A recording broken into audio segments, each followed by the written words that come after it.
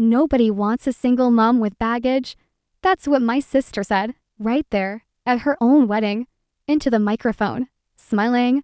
Hi, I'm Q Listervane, 34 years old, single mom, and an accountant in a small town called Charleston, South Carolina. My son John is 11, smart, gentle, fiercely kind, everything I ever wanted to raise in a world that's often too cruel. I've learned to keep my head down, to survive quiet rooms and cold shoulders, especially for my own family. But that day, standing in a ballroom full of polished people, hearing my sister laugh as she mocked my life in front of everyone, I finally hit the limit. What she didn't know, though, was that the man she was about to marry already knew the real me long before he ever met her, and he had his own story to tell. I've always liked numbers. They don't lie, don't judge people. On the other hand, a different story. That's why my tiny accounting office above a bookstore in Charleston felt like home, just me, my calculator, and Ellie's doodles tape on the filing cabinet. Mom, you almost done? Eli poked his head in, cheeks pink from soccer. He was 10, elbows and energy, with a smile that made hard days easier. 5 minutes, I said, typing one last line. Homework? Spelling's done, but I need help with the American Revolution. I laughed. Of course you do. On the walk home, the air smelled like sea salt and blooming azaleas. Charleston was beautiful in spring, but I barely noticed anymore. My head was full of numbers and family obligations, especially the latest one. Dinner at my mother's house with my sister Serena and her fiance. My mother, Darlene, didn't ask if we could come. She commanded it. She always had a way of making us feel like guests in our own lives. Serena was the golden girl with her glossy hair and perfect life. And now, she was marrying Julian Renner, a financial advisor with a Harvard degree and a face fit for a billboard. When Eli and I arrived, Darlene opened the door with her usual tight smile. You're late. We're on time, I replied. Inside, everything was perfectly curated. Lavender candles, lamb roast, and carefully chilled wine. Serena was perched on the couch, like a queen. She barely looked at Eli. Then Julian stood and offered his hand. Nice to meet you. His eyes, hazel, warm, met mine, and something flickered. Familiarity. He crouched slightly. What grade are you in? 5th, Eli said. Best year. My volcano exploded at the science fair. You'll love it. Eli laughed. No one in that house ever made him feel seen. But Julian did. Serena's voice cut through. You're not wearing that to the wedding, right? I glanced at my blouse and slacks. It's just dinner, Darlene added. We didn't ask you to be here. Bridesmaid, dear, with your situation. That word, situation, like my life was a stain on their perfection. I stayed quiet, nails pressing into my palm. Julian noticed. His jaw tight. Dinner was long, filled with wedding talk and backhanded comments. But Eli held my hand under the table. He always knew when I needed grounding. Later, as I organized our SVP cards in Darlene's study, Julian walked in with 2 coffees. You're basically running this whole wedding, he said. Someone has to. He studied me. Did you ever volunteer at Memorial Children's Hospital? I froze. Yes. A long time ago, my sister Lauren was there. You read to her, sang to her. She said you made the hospital feel safe. My breath caught. She called me Sunshine Girl. He nodded slowly. That was you. Just like that, the air changed. He wasn't just Serena's fiancé anymore. He was the boy who once watched his sister fade away and remembered the girl who made her smile. After that night in my mother's study, something shifted. Julian started showing up in small ways. A thank you text after I fixed the florist's order. A quick call to double-check the reception layout. He always made it seem casual, businesslike. But I wasn't stupid. I saw the way he lingered when we spoke, the soft edge in his voice when he asked about Eli. And most of all, I saw how Serena didn't notice, or maybe she didn't care. Julian was just another accessory to her, presentable, educated, lucrative. 2 weeks before the wedding, The pressure hit a fever pitch. The dress fittings, sitting charts, guest list corrections, all dumped onto me without a single please or thank you. My evenings disappeared into color-coded spreadsheets and napkin. Sample deliveries. And when I wasn't solving Serena's wedding meltdowns, I was helping John build his science project Volcano. We worked at the kitchen table together, his hands covered in glue and baking soda. "You're doing too much, Mom," he said one night. I paused. "What makes you say that?" He shrugged. "You're always tired."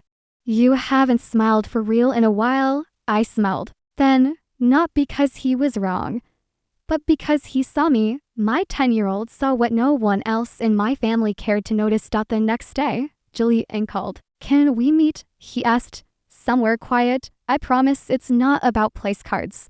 We met at a coffee shop near the marina, where the scent of salt and espresso mingled in the air. He looked tired but resolute. "I need to ask you something," he said, after we sat, "and I know it's going to be complicated." "Go ahead," I said, wrapping my hands round the mug. "I want you to be my maid of honor." I blinked. "That's not how it works. Serena didn't even ask me to be a bridesmaid." "I know," he said quickly. "She wouldn't. But I told her I want this." "You've done everything already. And this, it feels right." I stared at him. "Julian, you're marrying my sister." He leaned in. "I thought I knew her. I thought I knew what I needed. Someone polished. Someone loud enough to drown out the grief. But then I saw you again, and it reminded me of what mattered." I shook my head, heart racing. "This isn't about me." "Yes, it is," he said softly. "Lauren loved you, and I see why." I didn't say yes. I couldn't. But I didn't say no either. That night, my phone rang. My mother's name flashed on screen. "What were you thinking?" she hissed before I could even speak. "Serena is distraught. You had to make this about you, didn't you?" "I didn't ask for anything," I replied. "Voice even." Julian did. "You always play the victim. Just don't ruin her day." "I won't. But if she doesn't want me there, she can say so." There was a long pause. "You can't back out now," Julian's told everyone. "Don't make a scene." I hung up without another word. Eli was on the couch, building a Lego space station. "Was that grandma?" he asked without looking up. "Yeah." "She mean again?" I hesitated. "Let's just say not very nice." He nodded. "Then don't listen." "You always tell me to ignore people who are wrong." I chuckled despite myself. Guess I better start taking my own advice. In the days leading up to the wedding, Serena avoided me completely. No texts, no calls, no passive-aggressive emails, which was almost eerie. I thought about pulling out a dozen times, but then I'd remember the look on Julian's face, or the way Lauren used to smile when Eli handed her a drawing. There were moments when I caught Julian watching me, like he was trying to solve a puzzle. He already knew the answer too. There was no flirting, no touching, no inappropriate glances, just awareness, like we were both waiting for something neither of us had the nerve to name. And beneath all of it, there was Eli. At his next soccer game, Julian showed up unexpectedly, standing on the sidelines next to me. "Didn't know you were into youth sports," I said. "I'm into seeing kids who matter being supported." He said simply. Eli scored a goal that day. He ran straight to us, beaming. And Julian knelt to give him a high five like it was the most natural thing in the world. That night, as I tucked Eli into bed, he whispered, "Is Julian going to be around more?" "Maybe," I said. "Why?" "I like him," he murmured. "He doesn't talk to me like I'm invisible." I kissed his forehead. "Me too, buddy." And just like that, something started to shift. Not just in Julian or in me, but in the world around us. The day of the wedding was clear and warm, the kind of spring day Charleston was famous for. Soft breeze, golden light, and the scent of jasmine in the air. Eli and I arrived early. He wore a navy suit and held my hand tightly, eyes wide with both excitement and unease. I wore a soft sky blue dress, simple, elegant, unassuming. I wasn't there to shine. I just wanted to survive. "You look awesome, Mom," Eli whispered, His words meant more than any compliment I could ever get from my family. Inside St. Andrew's Church, everything looked perfect. White roses, crystal chandeliers, every detail manicured to Serena's vision. Bridesmaids flitted around the dressing room, adjusting straps and sipping champagne. Serena stood at the center of it all in her custom gown, sparkling from head to toe, her expression sharp and unreadable. She barely looked at me, trying not to trip when we walked down the aisle. "Good to see you too," I said, keeping my tone even. Darlene sat in the corner, already critiquing the photographer's angles. When she caught sight of me, she murmured, "That dress, very you." I didn't flinch. I'd been called plain my entire life. It didn't sting anymore. The ceremony passed in a blur. I walked behind Serena, held her bouquet, adjusted her veil. I performed every duty with quiet grace, not for her, but for myself, for Eli, who sat in the front pew beside Julian's father, legs swinging nervously, face shining with pride every time our eyes met, for Julian, who caught my gaze from the altar and gave me the smallest nod. Steady, warm, but nothing prepared me for what came next. The reception was held in a grand ballroom at the Charleston Opera House.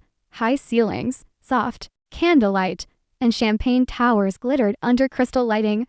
It was extravagant and cold, like most things my family valued. Dinner had just been served when Serena took the microphone.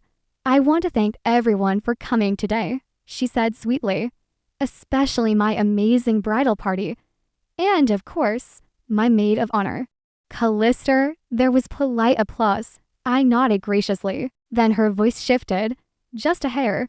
"But I recognize that edge, and I really admire her," she continued, the smile tightening, "for raising a child alone. That takes courage, especially when no one's ever really loved you." The room stilled. A few people chuckled uncomfortably. "She's still on the market, folks," Serena added, laughing.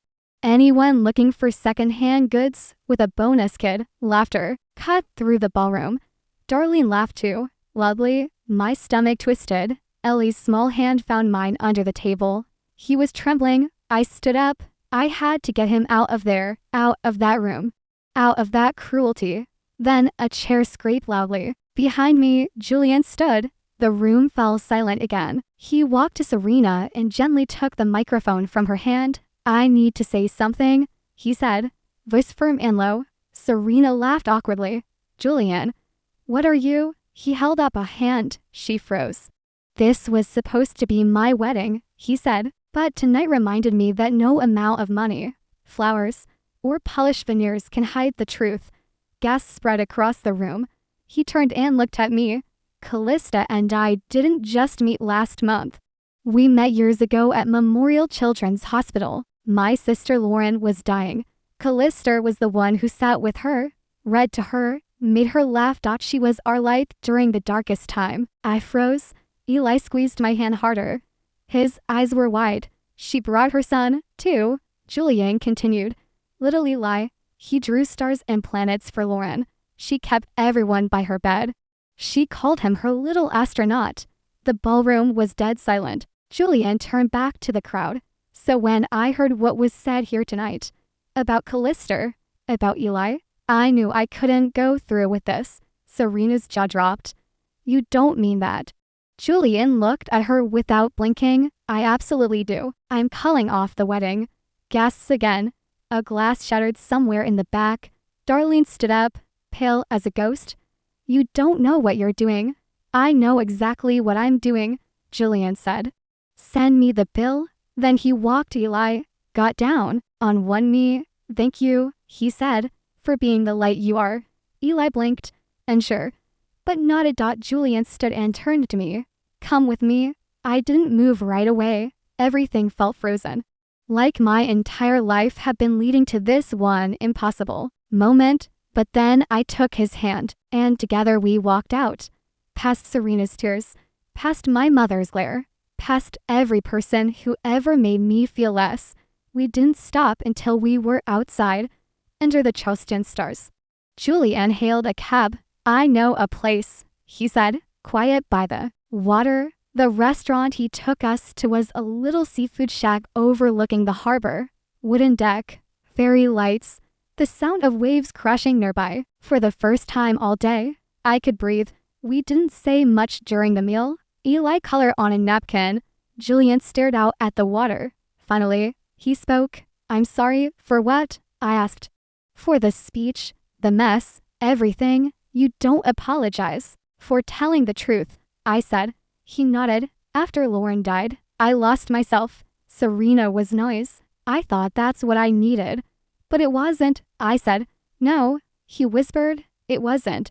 His phone buzzed on the table. Serena's name lit up the screen. He silenced it. "She's going to keep calling," I said quietly. "She'll hear from my lawyer," he said. Eli looked up then. "Julian, yeah. Buddy, remember those drawings?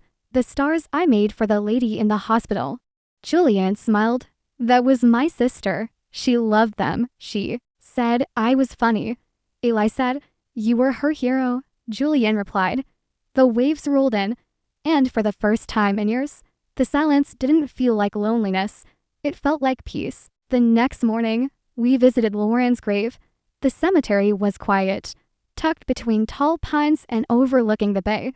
Julian walked slowly, white daisies in one hand and a small stone in the other, painted with a yellow sun and stars edges. Worn with time, Eli walked beside him, hands in his coat pockets. "This was hers?" he asked, eyeing the stone. Julian nodded. She kept it by her bed.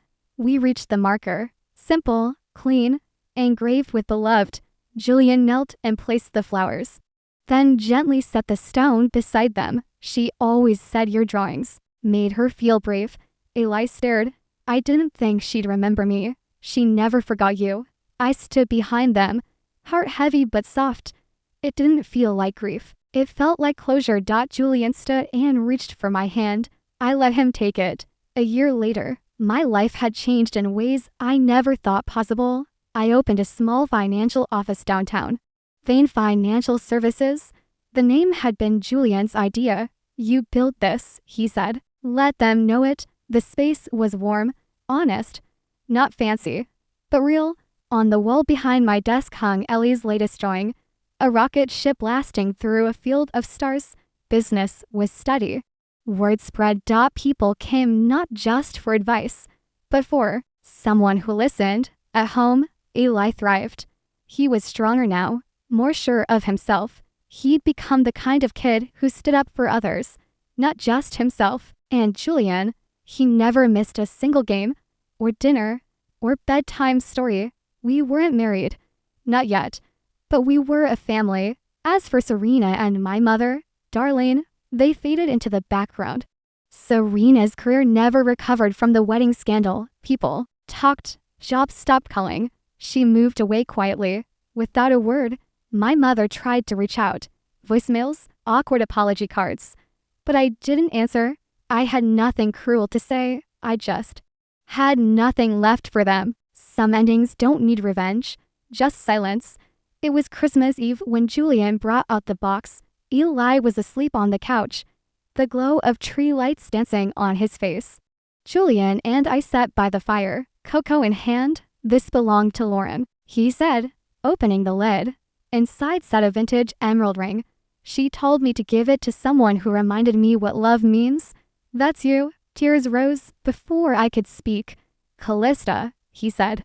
"Will you marry me?" I looked at the ring, at the boy asleep under the tree, at the man who saw me before I saw myself. "Yes," I whispered. Outside, snow began to fall, light, gentle, like peace finally finding a place to land.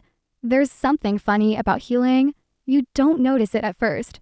It doesn't arrive with fanfare or fireworks. It's quieter than that, like a door you'd forgotten was ever locked suddenly swinging open. For years, I thought survival was the best I could hope for. I thought if I kept my head down, stayed useful, stayed silent, maybe I earned some scrap of grace. I thought love had to be earned through self-sacrifice.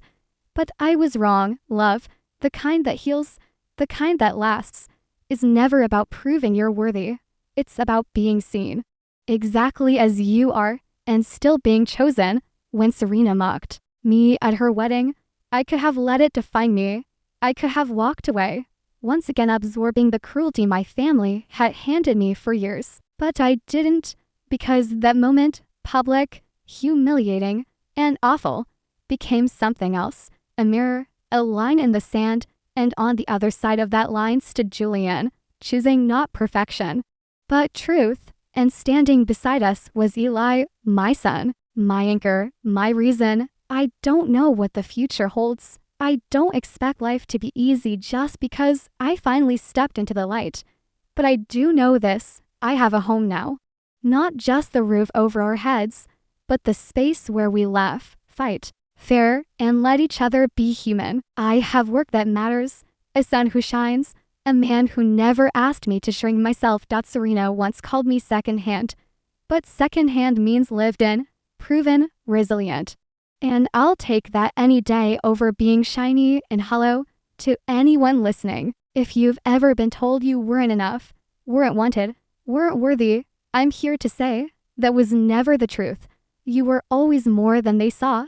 You were always worth choosing. I see you. And I hope one day you see yourself too.